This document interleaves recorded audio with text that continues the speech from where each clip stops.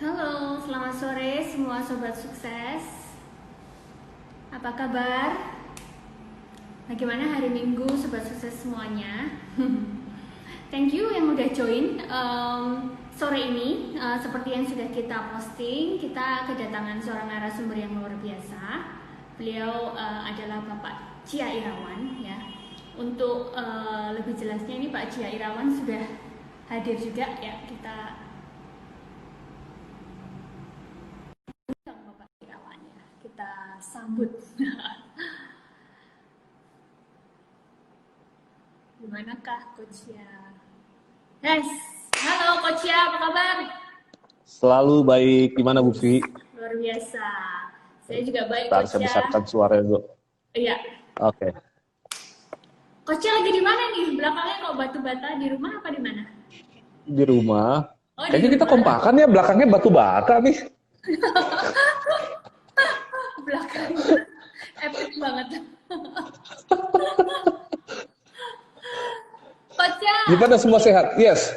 Oh iya, kita semua sehat, keluarga sehat. Thank you banget Coach ya. Keluarga juga sehat semua kan? Puji Tuhan, semua oke. Ya, sip. Nah, sore hari ini kita mau menyapa teman-teman yang udah pada join nih, ya Coach ya. Oke, sure. Yes. Halo semuanya, teman-teman. Kita undangnya, biasanya di Sukses Faculty kita undang para teman-teman semua ini sobat sukses, Coach ya. Oke. Halo sobat sukses semua. Iya. Pastikan semuanya sukses. Yes, harus dong. Wah, ada Peter. Wow, thank you Peter udah join. Halo Peter. Peter di Semarang apa di Jakarta nih? Kayaknya di Semarang ya.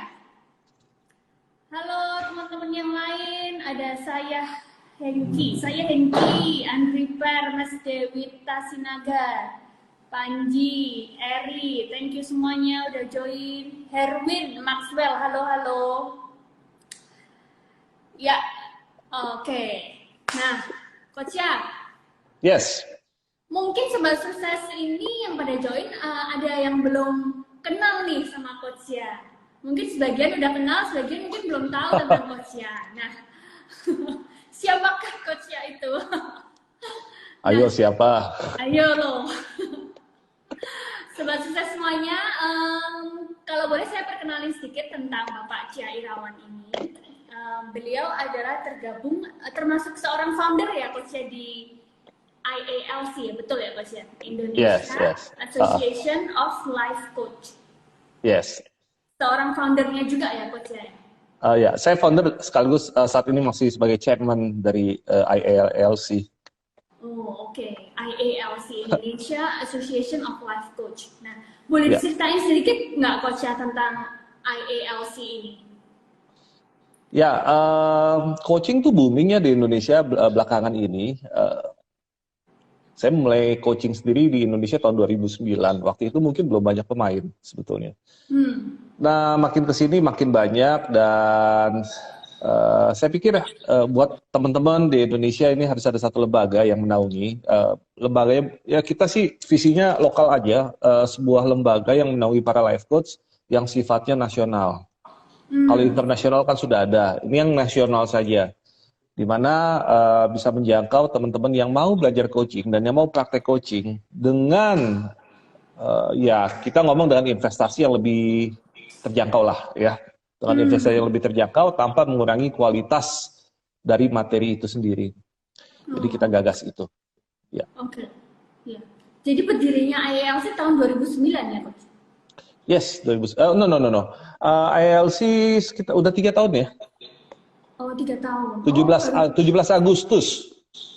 Oh, 17 Agustus. Iya. Oh, iya. Oke. Nah, selain seorang founder dari IALC, Coachnya juga aktif melayani di sebuah bank terbesar di Indonesia ya, Coach? Ya. Boleh diceritain di sana sebagai apa, Coachnya ya? Ya saya bantu-bantu fokus develop layanan supaya untuk Jawa Tengah dan DIY memastikan operasionalnya oke, jalan bagus semua, services semakin excellent. Itulah ya. Jadi memang area saya Jawa Tengah dan Yogyakarta. Oh, oke. Jadi fokusnya adalah di area service excellence ya, Coach ya? Salah satunya. salah satunya. Ya karena kebetulan concern saya juga memang di sana. Jadi itulah yang memang kita fokuskan terus. Oke, ya. Oke, jadi itu sedikit background tentang Coach ya teman-teman. Beliau ini aktif melayani di sebuah bank terbesar di Indonesia. Juga beliau adalah seorang founder dari Indonesia Association of Life Coach. Nah, Coach ya, kita mau ngobrol-ngobrol nih hari ini ya tentang bisnis coaching yang booming banget nih di Indonesia akhir-akhir ini ya Coach. Tapi sebenarnya mungkin nggak banyak sih orang yang benar-benar tahu sebenarnya coaching itu apa gitu loh Coach. Coachnya boleh nggak ceritain ke sobat semuanya, coaching itu sebenarnya apa sih? Coaching, kalau kita ngomong coaching, kita mesti paham kata dasar dari coaching adalah kata coach. Apa itu coach gitu ya? Saya nggak akan terjemahkan dalam profesi dulu ya kata coach. Kalau dulu saya hobi naik kereta api, saya termasuk orang yang hobi naik kereta api. Kalau dulu kita naik kereta api eksekutif, saya ingat sekali di karisnya itu ada tulisan. Coach 2 seat 4D, artinya gerbong 2 nomor tempat duduk 4D. Kadang kita ngeliat bis pariwisata tulisannya Deluxe Coach, ya ada tulisan coach di sana. So what's the meaning of coach? Saya sangat suka sekali definisi coach yang dipakai atau didefinisikan oleh Robert Dilts. Robert Dilts itu dari NLP University, Santa Cruz, California. Robert Dilts berkata begini, a coach is literally a vehicle. Jadi kata coach secara literally adalah kendaraan, a vehicle, which carries a person or group of person from starting location to a desired location gitu. Jadi coach itu adalah kendaraan yang memindahkan seseorang atau sekelompok orang dari satu lokasi ke lokasi yang lainnya. Jadi rohnya coach adalah itu gitu. Jadi seorang coach harus bisa memindahkan seseorang atau sekelompok orang dalam hal ini komunitas, organisasi, perusahaan dari sebuah lokasi, dari sebuah titik menuju titik yang lain, dari sebuah keadaan kepada keadaan yang lain, dari sebuah kondisi kepada kondisi yang lain. Let's say bisnis yang suffer saat ini adalah kondisi saat ininya. Pakai coach artinya harus berpindah dari titik suffer ini ke titik yang desired location-nya apa. Tentu bukan lebih suffer, tidak ada seorang pun yang desired-nya lebih suffer. Basically seperti itu. Jadi buat saya, seorang coach, kalau dia tidak mampu membuat coaching-nya atau kliennya berpindah dari satu titik yang saat ini menuju titik lain yang lebih baik, maka saat itu juga dia sudah gagal sebagai coach. Walaupun secara credentiality dia sudah memenuhi syarat gitu. Tapi roh atau peran dia yang sebenarnya adalah memastikan coaching-nya atau kliennya berpindah ke lokasi atau ke titik yang diinginkan. Demikian. Oke. Jadi untuk sedikit mengulang untuk teman-teman yang baru join, halo semuanya, sobat sukses semuanya baru join. Jadi kita baru bahas nih sebenarnya apa sih arti coaching itu, dan Coach Irawan menjelaskan kata coaching itu sebenarnya diambil dari bahasa Inggris yaitu a coach ya. Coach itu kalau kita tahu sering dipakai di kereta api atau di bus pariwisata, ada tulisan coach atau deluxe coach, dan dimana artinya yang sebenarnya adalah coach is a vehicle which carries a person from one position to a desired position ya. Betul ya coach ya, demikian ya. Jadi yes. Coach itu sejatinya harus membawa kliennya, seorang coachnya untuk berpindah dari satu posisi ke suatu posisi yang diinginkan. Betul ya coach ya? Yes, right.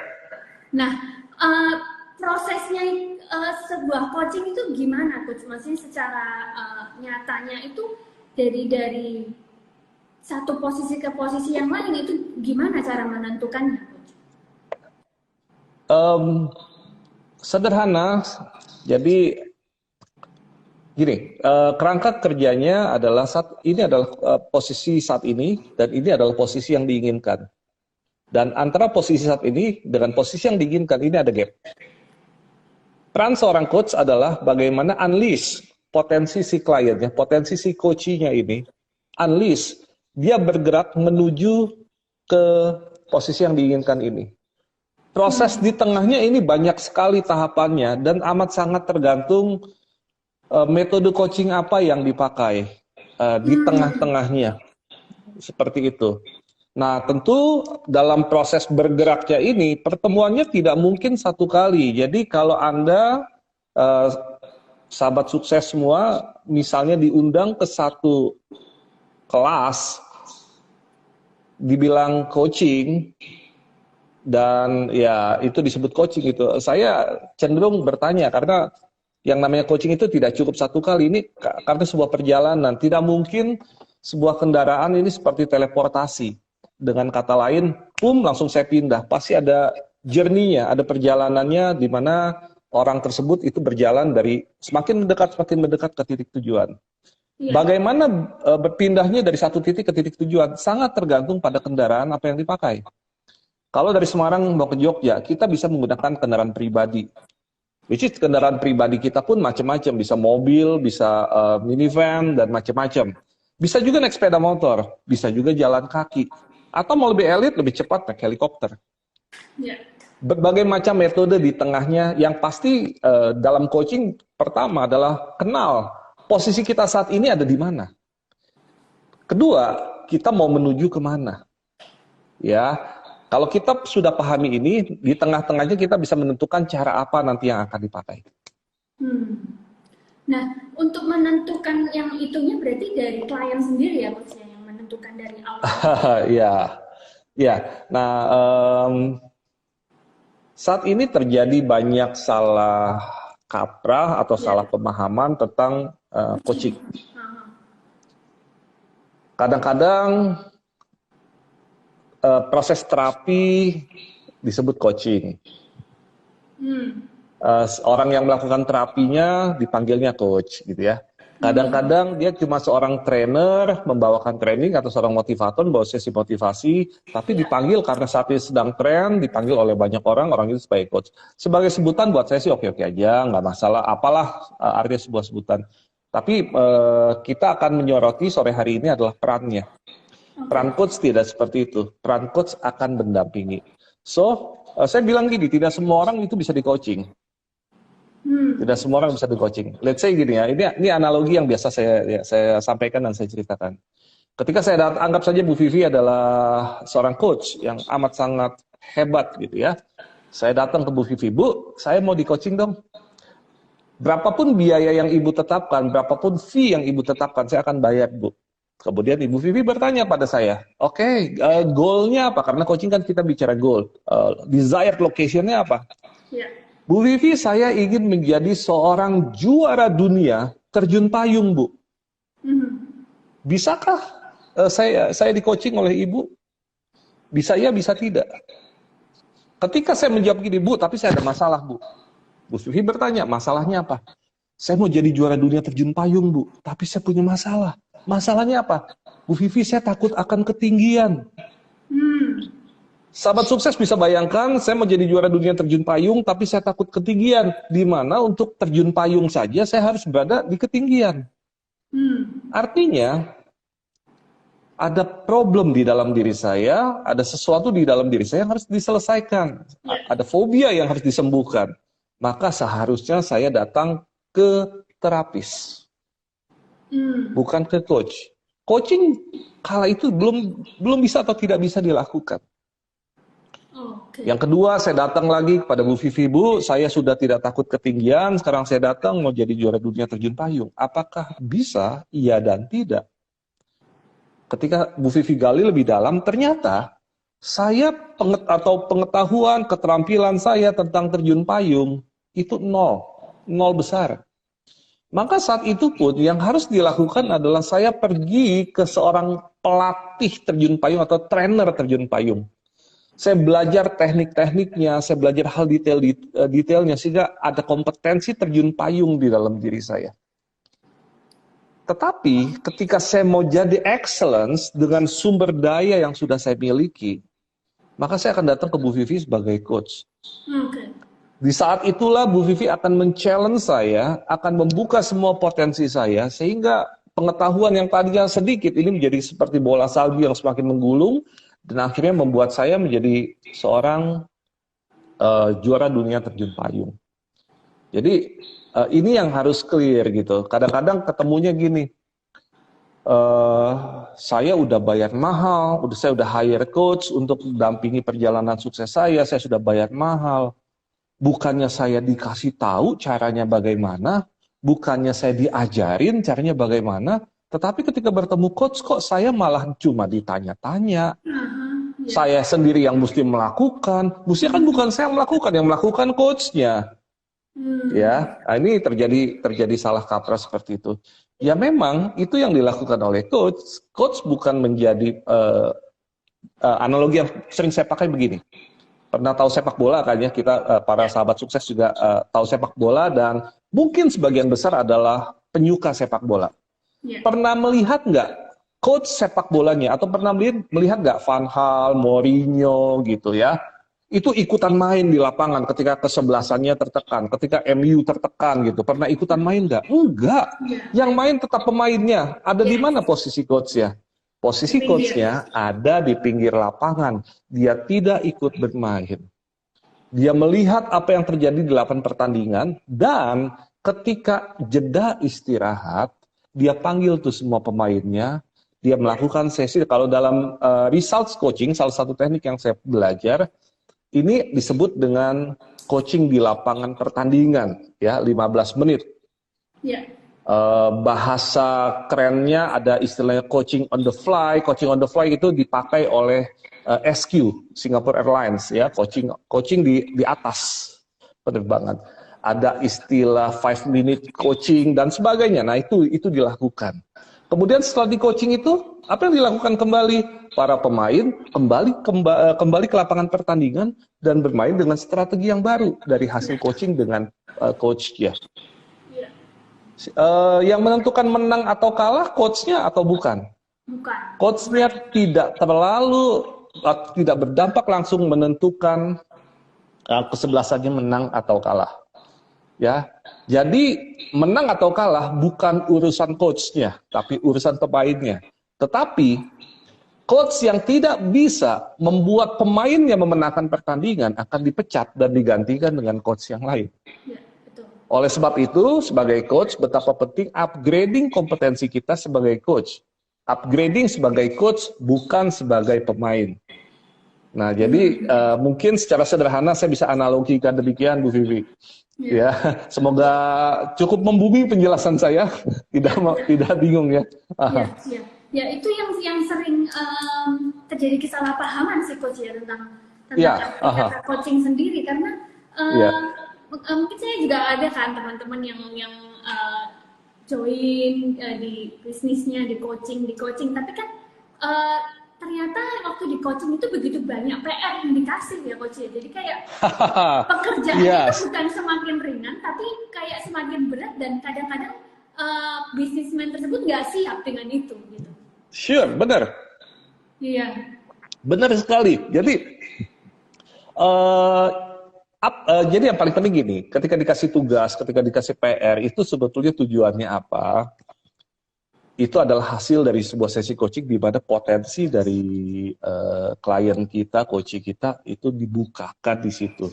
Supaya terjadi proses yang namanya mind to muscle. Jadi ketika hanya ada di mind, maka semuanya hanya konsep, semuanya ada di atas kertas. Tetapi ketika jadi tugas, jadi action, berarti terjadi proses mind to muscle, maka baru ada hasil.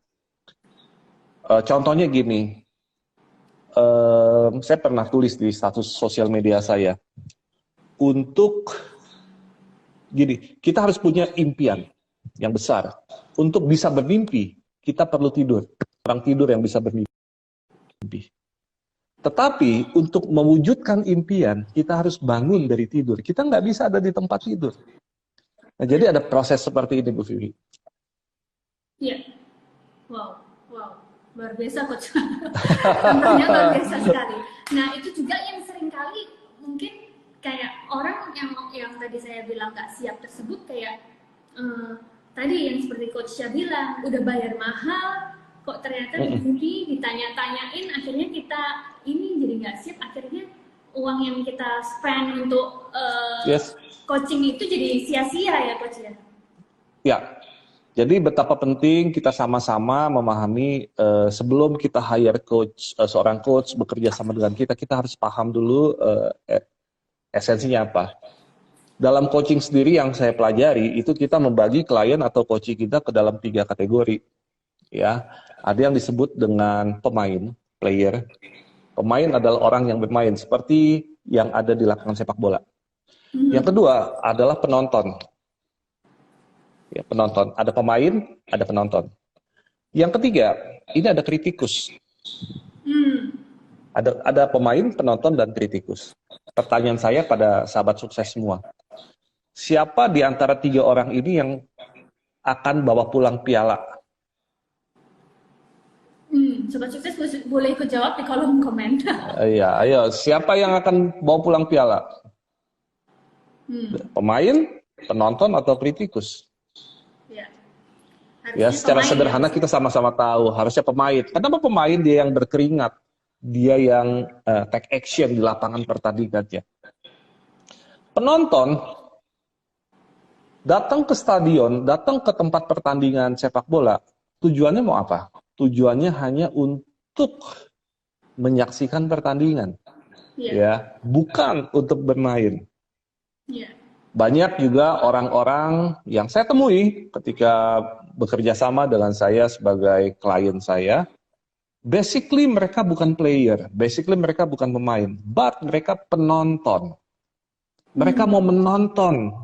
Jadi tipe klien penonton ini, tipe coach yang penonton ini, mereka tidak akan take action. Dikasih tugas apapun, mereka pun akan give up di tengah-tengah.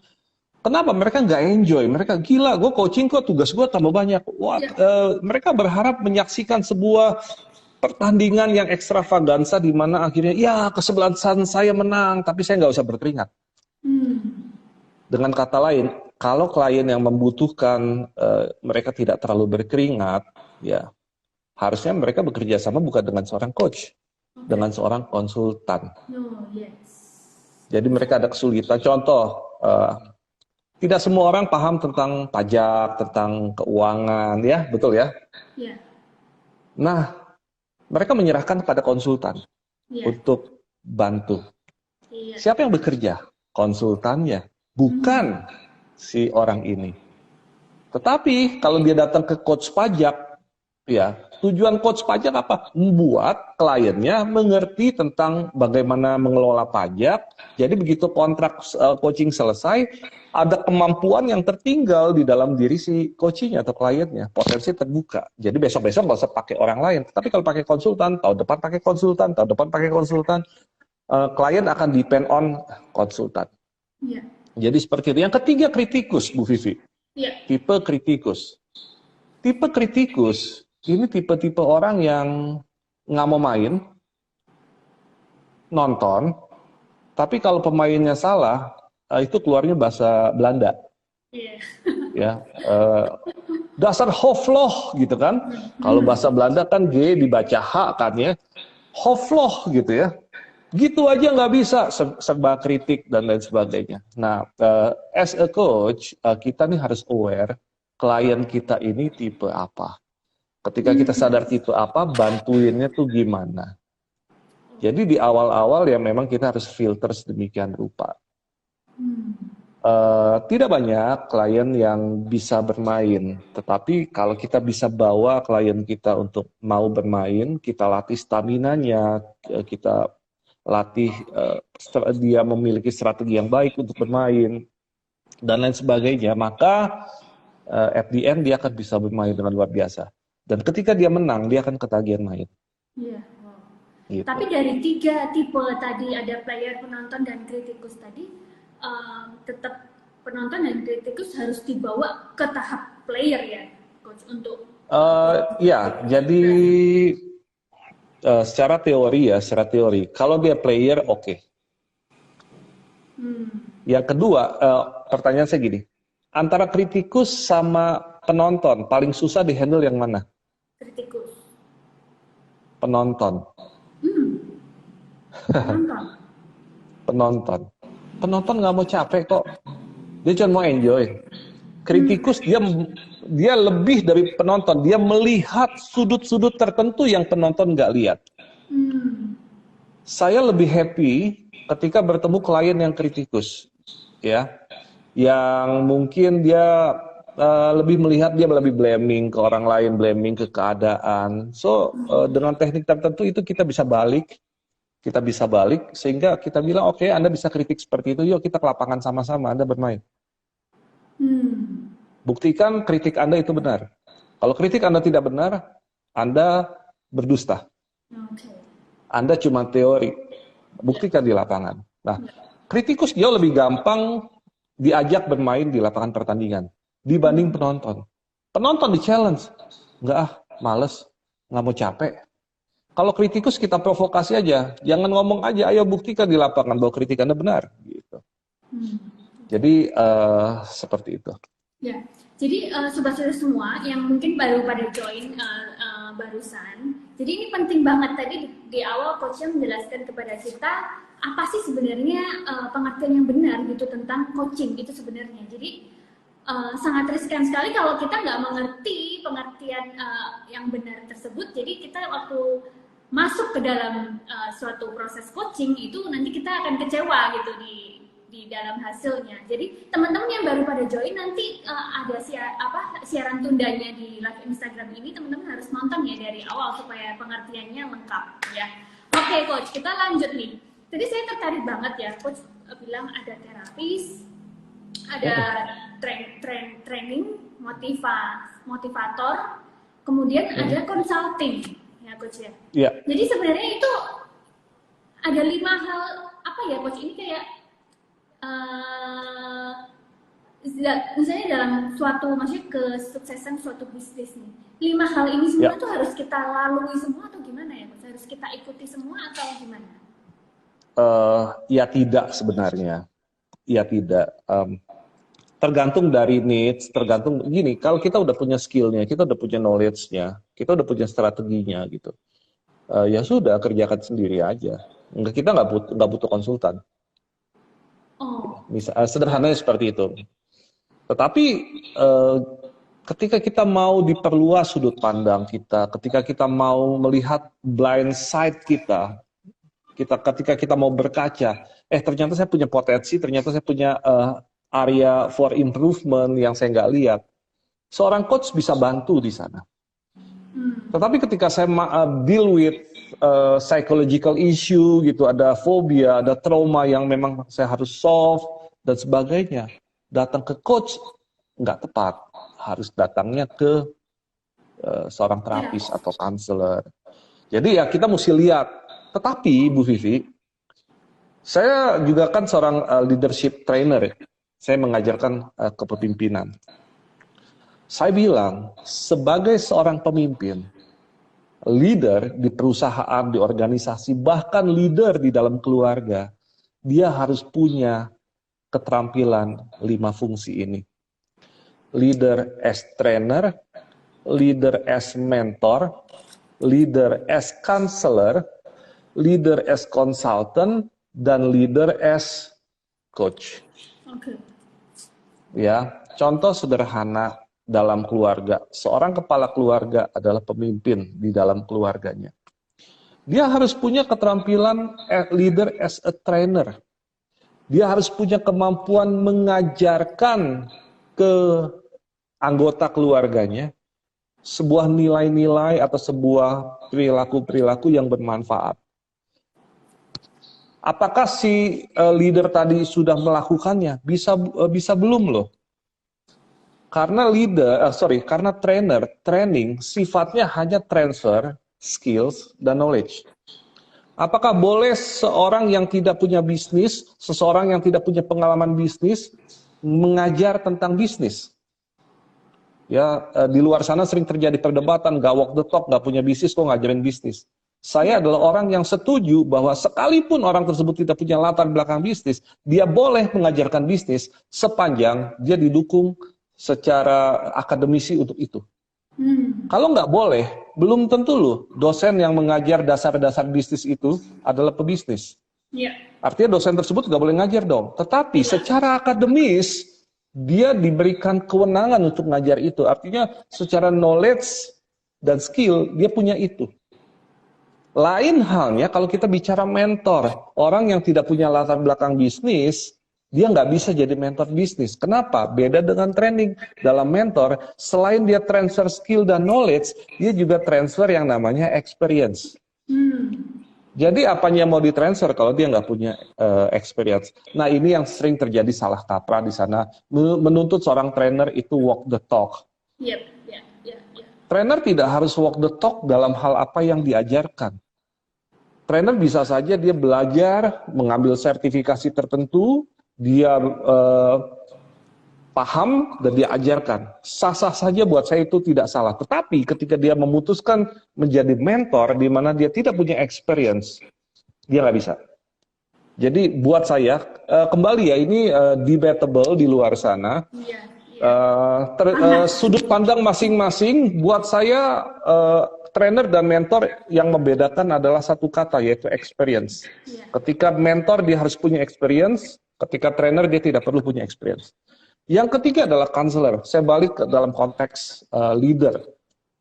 Dalam perusahaan seringkali seorang leader bertemu dengan anggota timnya, stafnya yang mungkin dia punya isu-isu lain di luar pekerjaannya, isu financial, isu hubungan relationship dengan keluarga dan lain sebagainya, di mana dia butuh curhat dan lain sebagainya.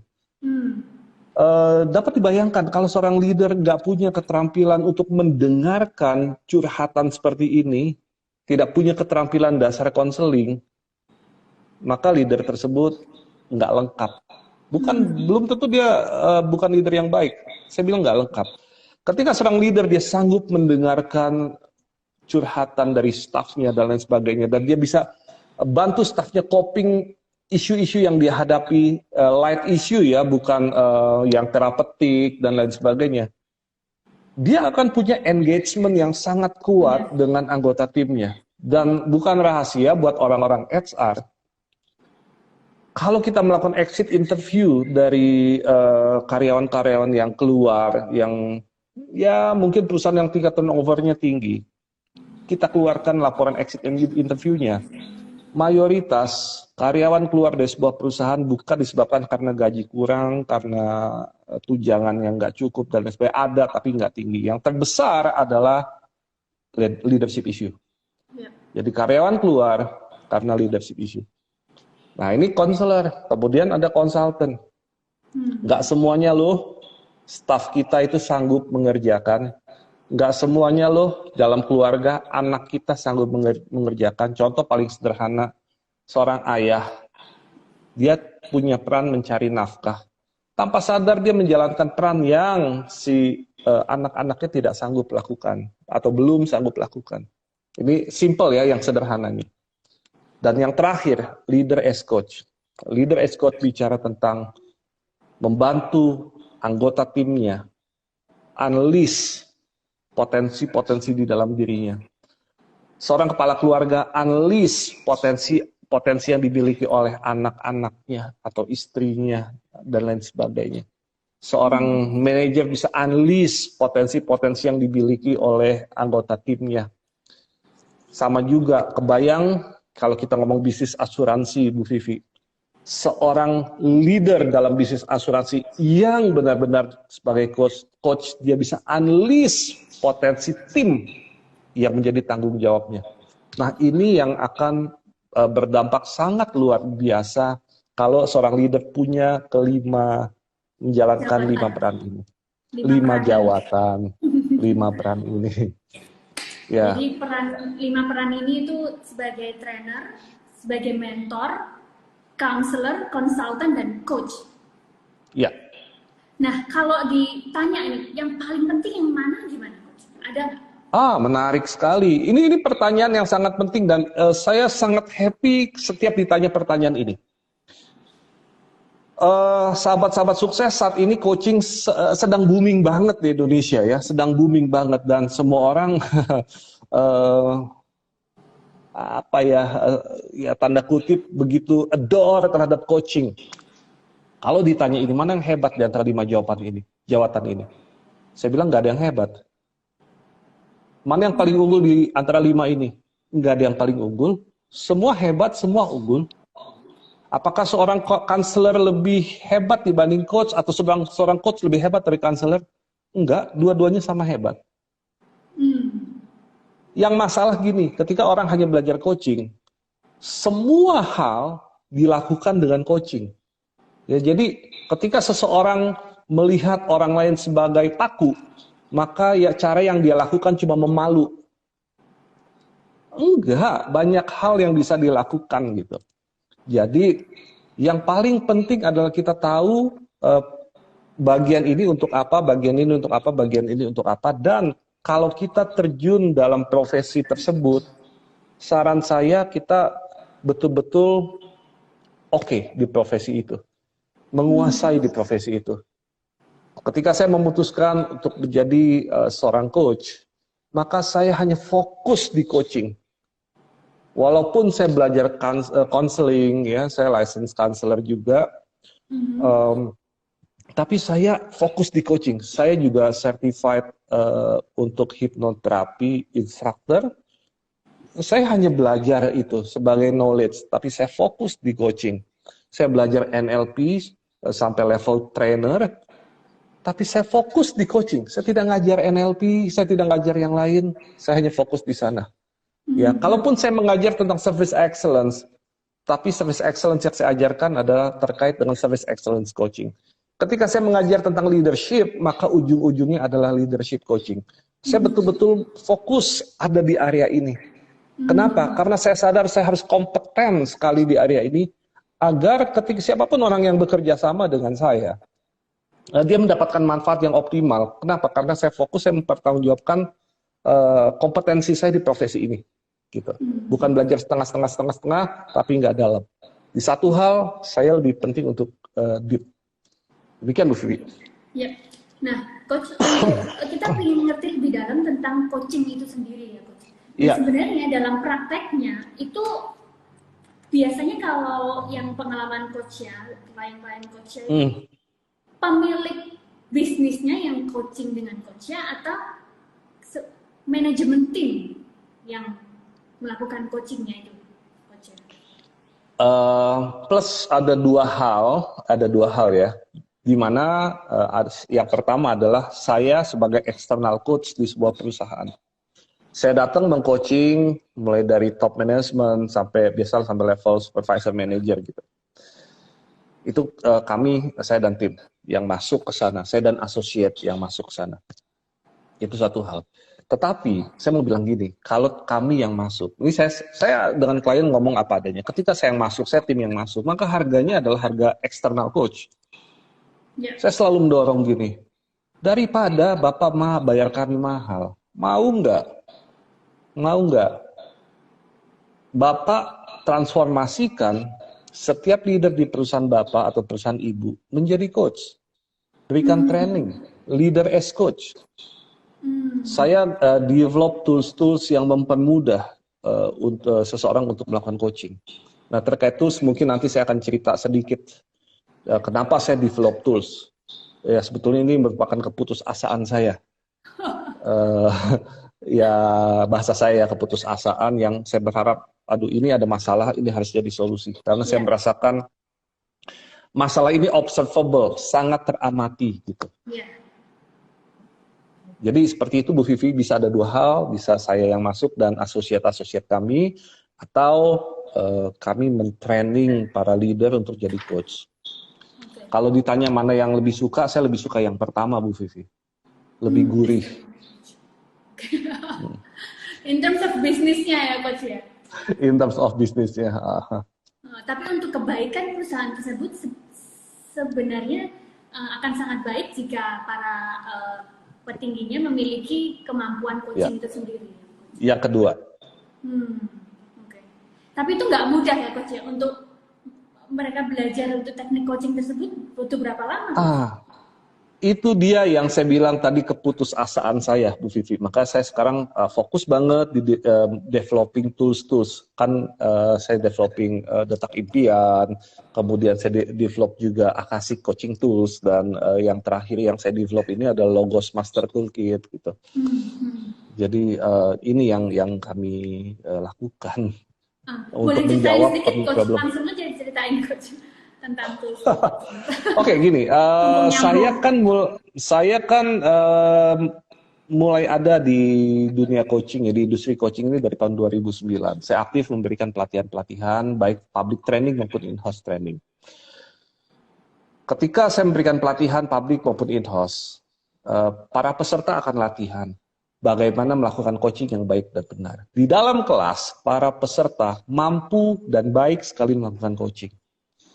Ya, ketika seorang coach yang bertanya dalam latihan sama peserta, apa goal Anda? Maka yang jadi teman latihannya akan jawab, oh goal saya nulis buku, oh goal saya mau meningkatkan penjualan, oh goal saya ini, oh goal saya itu. Dan proses coaching itu berjalan sangat baik, apa yang ditanya itu yang dijawab, apa yang ditanya itu dijawab.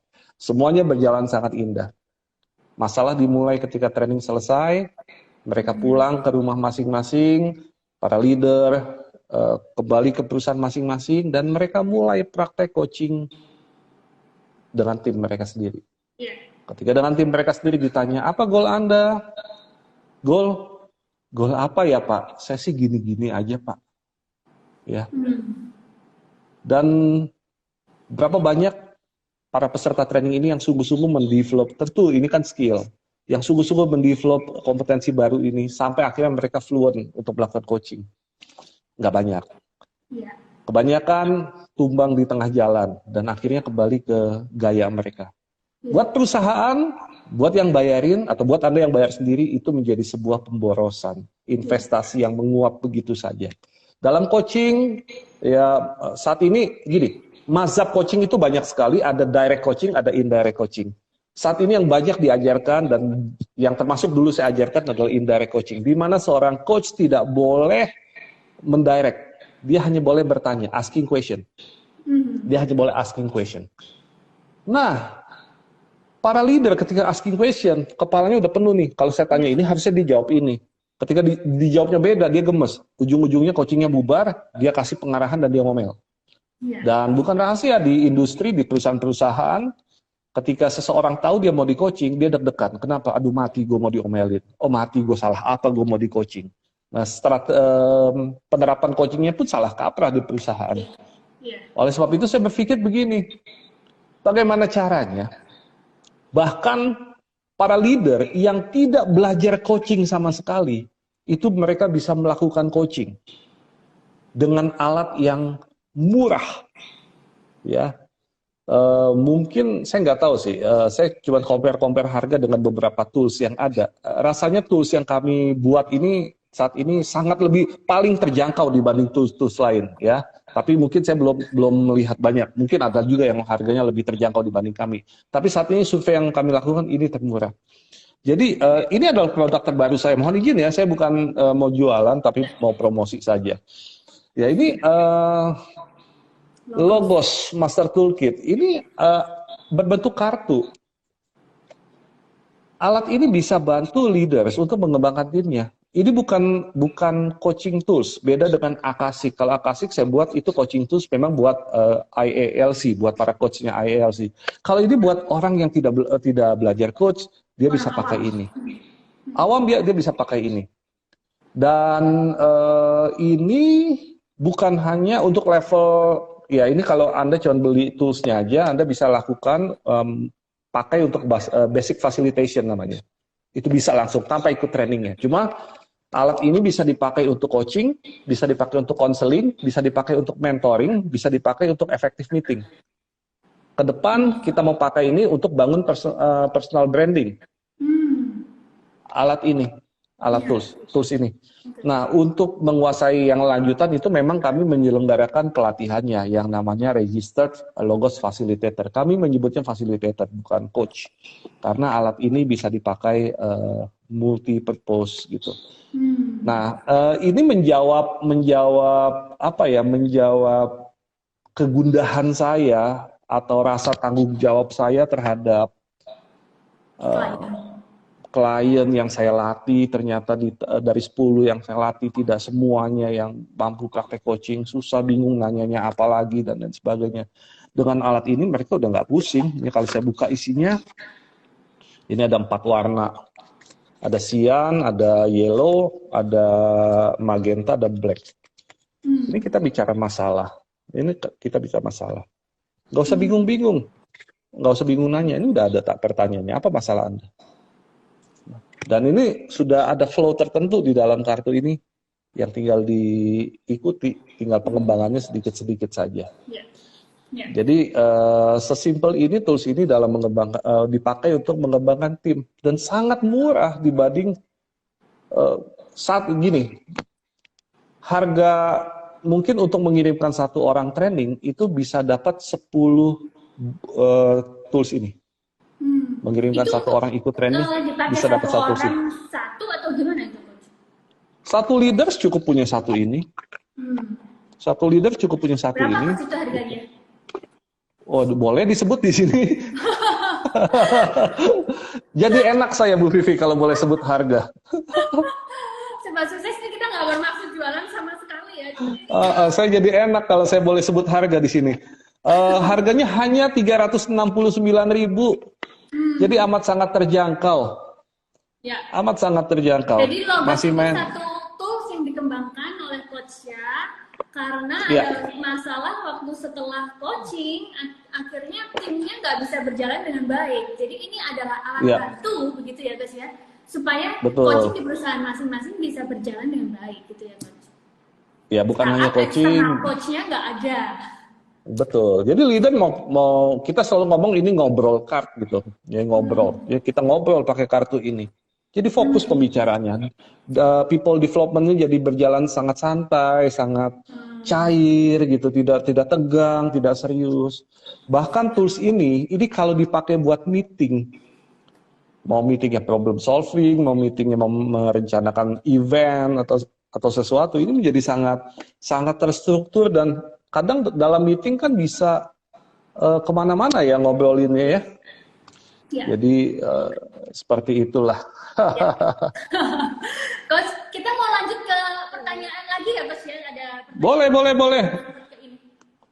Boleh. Coach kan ada nih, menurut Coach ya kan seberapa pentingnya seorang bisnismen atau sebuah perusahaan itu untuk ikut ke dalam proses coaching. Jadi kayak hire coach itu seberapa penting, Coach? Karena gini juga sih, saya lihat beberapa teman ada yang nggak usah coaching-coachingan pun juga udah suksesnya luar biasa gitu, Coach. Ya, kalau ditanya seberapa penting, relatif ya. Sangat-sangat relatif. Saya nggak bilang gini, untuk sukses kita harus hire coach gitu. Enggak lah, itu bahasanya dagang banget gitu ya. Kalau untuk sukses kita harus hire coach.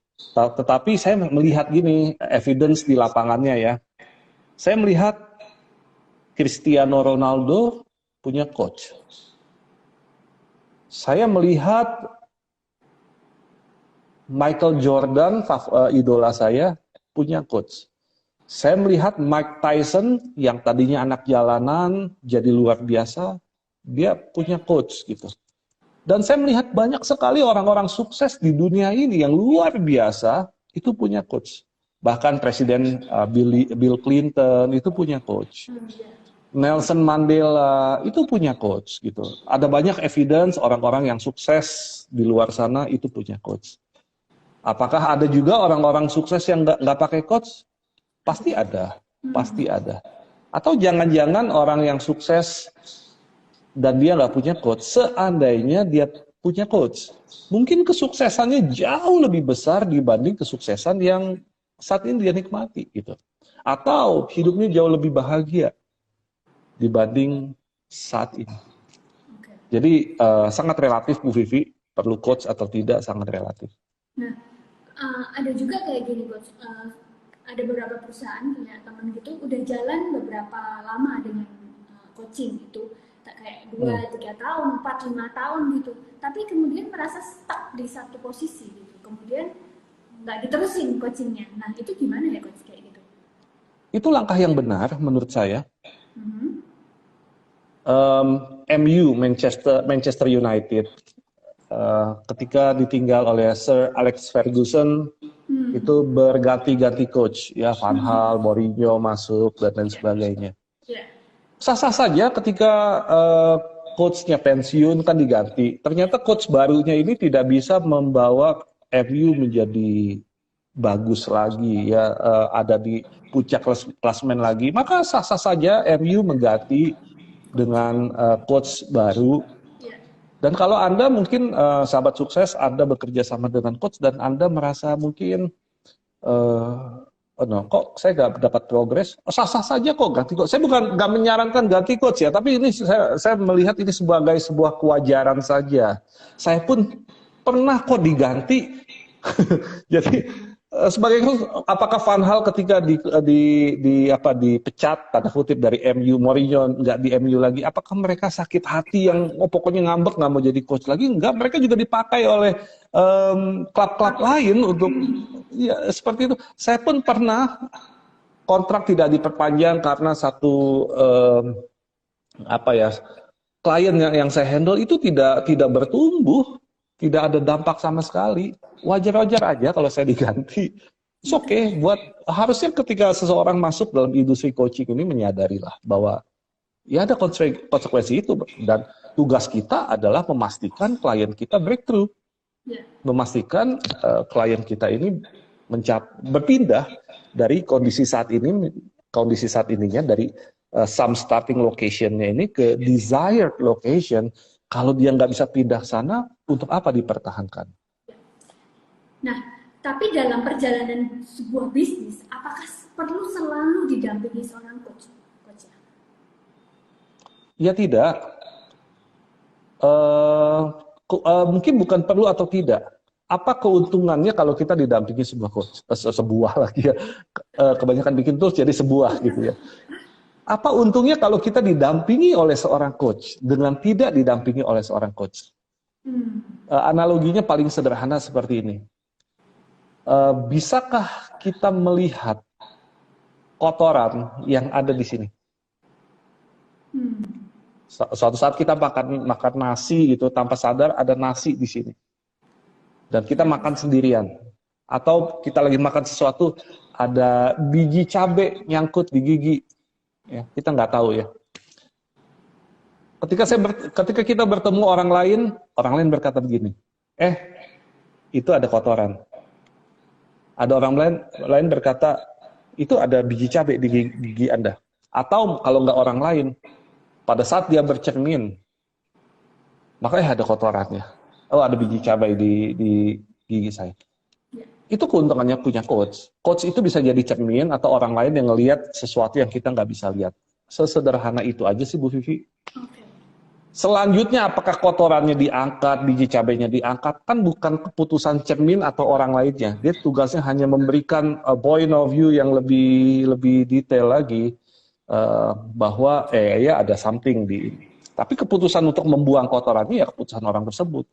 Makanya kalau kita bekerja sama dengan seorang coach, tetapi kita menyerahkan semuanya kepada seorang coach, kita yang nggak mau take action, selesai sudah. Nggak bisa. Jadi memang ketika kita bekerja sama dengan seorang coach, kita benar-benar harus menyadari bahwa hey, Cristiano Ronaldo ketika dia di coaching, dia akan masuk lapangan latihan. Ada jam-jam latihan, ada tugas lari untuk meningkatkan stamina, ada tugas makanan enak dipotong untuk jaga tubuhnya tetap fit. Ada rasa tidak enak yang harus diterima ketika kita masuk ke dalam bekerja sama dengan seorang coach. Ada tugas-tugas yang harus dilakukan, ada action plan yang dikomitmenkan dan ditagih oleh seorang coach. Itu adalah resiko untuk bekerja sama dengan seorang coach. Kalau kita pemain, kita akan happy ketika kita di coaching.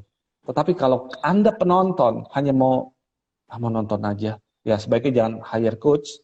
Anda lebih baik bekerja sama dengan konsultan, menyerahkan semuanya ke konsultan, Anda melihat menonton konsultan yang bekerja.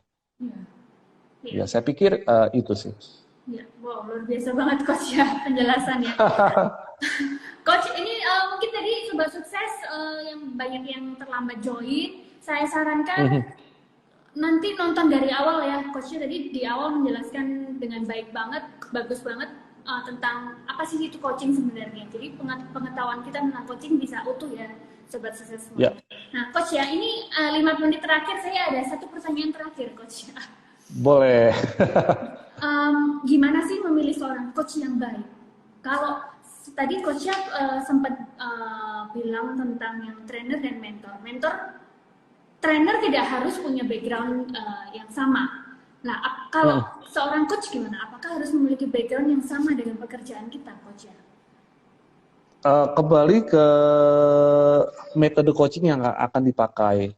Tapi di Indonesia kebanyakan kan indirect coaching, ya, bukan direct coaching. Kalau direct coaching cenderung memang akan menguntungkan kalau dia ada di industri yang sama, karena dia sifatnya telling, instructing. Tetapi kalau yang indirect coaching lebih asking questions seperti itu. Nah, bagaimana sih kita pilih mentor, pilih coach yang kita bisa bekerja sama? Saran saya untuk memilih coach, pertama ya dia memang harus kompeten sebagai seorang coach. Dia menguasai teknik-teknik coaching. Yang kedua, yang paling penting adalah rekam jejak. Ya kayak memilih pimpinan aja ya, pakai rekam jejak. Minta dia kasih evidence sukses melakukan coaching dan klien-kliennya. Mungkin bisa dilihat klien dia siapa saja sih, lakukan track checking kepada klien-kliennya. Telepon aja, minta izin sama coach. Coach, boleh nggak saya minta nomor telepon kontak di perusahaan yang coach tadi sebut untuk tanya gimana dulu sesi coachingnya. Kalau dia coach yang memang oke, dia akan kasih dan itu fine-fine aja. Ya, kalau saya sih ada yang minta itu fine-fine aja saya kasih. Ya, mau yang kisah berhasil dan kisah gagal fine-fine aja saya kasih. Gitu. Nah, mungkin di awal juga waktu sebelum memutuskan untuk bekerja sama dalam sebuah sesi coaching itu brainstorming juga harus ini ya coach, jadi nggak bisa langsung ya mungkin ya coach, harus kayak kita posisi dari mana mau kemana ya harus jelas di awal gitu nggak? Harus clear. Saya selalu mulai gini, setiap coach punya ciri khas masing-masing. Memang dalam kalau teori coaching dimulai dengan pertanyaan what do you really want, what's your goal gitu. No, saya nggak terlalu suka langsung bertanya itu. Saya lebih melihat standpoint Anda saat ini ada di mana gitu. Problem yang sedang Anda hadapi apa dan solusi apa yang Anda butuhkan. Setelah Anda sadar itu, Anda baru tetapkan goalnya. Anda bisa bayangkan kondisi ideal yang terjadi seperti apa, baru Anda tetapkan goalnya. Buat kami, yang namanya goal tidak boleh ada di pikiran. Goal harus ada di hati. Masalah tidak boleh ada di hati. Masalah harus ada di pikiran. Mungkin lain kesempatan kita bahas karena waktu. Ini topik yang menarik. Banyak orang kebalik-balik. Sehingga punya goal, contoh resolusi tahun baru, itu nggak pernah dikerjakan. Kenapa? Karena adanya di sini, bukan di sini. Masalah, kenapa nggak bisa beranjak, rasa terbelenggu dengan masalah? Karena masalahnya di sini, bukan di sini. Kebalik-balik. Gitu. Next topik, kalau ada kesempatan kita bahas ini sangat menarik sekali. Coach, kita nanti jadwalkan ya, next. Coach, ini tinggal 1 menit terakhir sayangnya. Thank you banget ya Coach hari ini. Coach, mungkin ada satu tips buat para sobat sukses semuanya mengenai coaching atau apapun, boleh Coach ya, 1 menit terakhir. Ya, yang terpenting buat kita ketika kita bekerja sama dengan seorang coach, kita menyadari bahwa kita sedang di-unleash potensi kita. Dan yang namanya di-unleash potensinya itu nggak enak, ada tugas, ada project, ada komitmen, bahkan ada konsekuensi yang harus dipertanggungjawabkan di sana. So, saran saya kalau Anda mau bekerja sama dengan seorang coach, pastikan Anda adalah seorang pemain. Kalau Anda mau menonton saja, tidak mau take action, lupakan, Anda cuma buang-buang uang. Jadi, pastikan Anda betul-betul mau bermain, betul-betul mau bertumbuh, betul-betul mau terjadi perubahan dan transformasi baik di hidup Anda, di perusahaan Anda, di bisnis Anda. Kalau itu artinya Anda siap dan hayo, mari kita bekerja sama. Itu saja Bu Vivi. Wow, thank you, keren banget Coach ya yang di-sharingkan hari ini. Wah, pengetahuan